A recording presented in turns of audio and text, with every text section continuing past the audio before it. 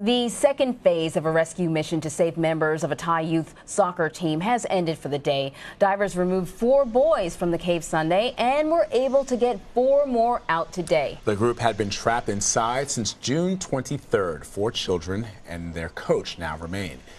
Ben Tracy joins us now from Chiang Rai, Thailand. Ben, what is the latest on the children who were removed from the cave today?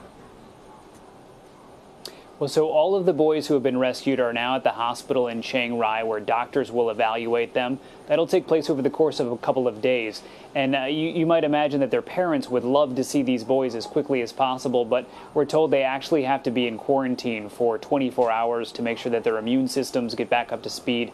They don't want them to be exposed to anybody who may have a germ or a virus that might not normally be a problem, but in this kind of situation could be a problem to somebody who has a really challenged immune system. So the good news is they are there. We don't know their conditions. We have not been told about the 4 boys that were rescued today, what kind of condition they are in.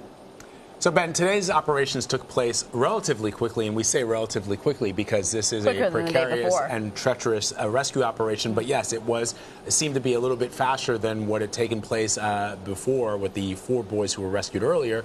What was it about today that made that possible?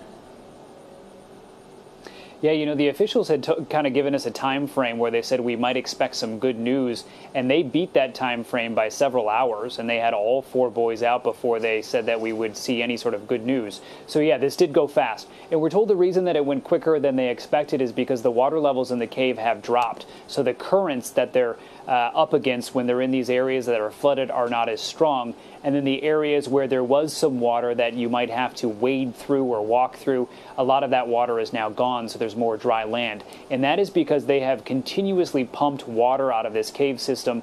And on the other hand, there's not been a ton of rain. Today's been very dry. There was some downpours yesterday, but they didn't last very long. And so they've really gotten some help in terms of the rain holding off. In the meantime, being very aggressive in getting as much water out of there as possible. That has sped things up. And obviously, the faster you can do this process, the less likely, the less opportunities you have for something to go wrong. Okay, so this is great news, but there are still 4 boys and their coach stuck in this cave.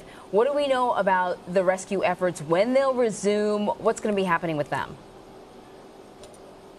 Yeah, we should be cautious and say we're presuming that it's 4 boys and the coach. We don't know the identities of the 4 boys that were rescued today, or the 4 people that were rescued today, but we are assuming it's 4 more boys and that the coach is still inside. So they have not announced this yet. We're assuming they will still have a news conference tonight. But they will likely tell us that the operation will continue tomorrow. They have to go in, they have to replace all of the oxygen tanks that line this escape route, so they have enough oxygen on hand to pull this off again tomorrow. They've now rescued 8 boys, so 4 the first day, 4 the second day. We would assume at least 4 tomorrow. But if you're assuming things, I would also think they would try to go for 5 and get this done tomorrow if they can, so they don't risk going into another day when you may have heavy rain that could cause complications. All right, Ben Tracy on the ground for us in Thailand. Ben, thank you so much.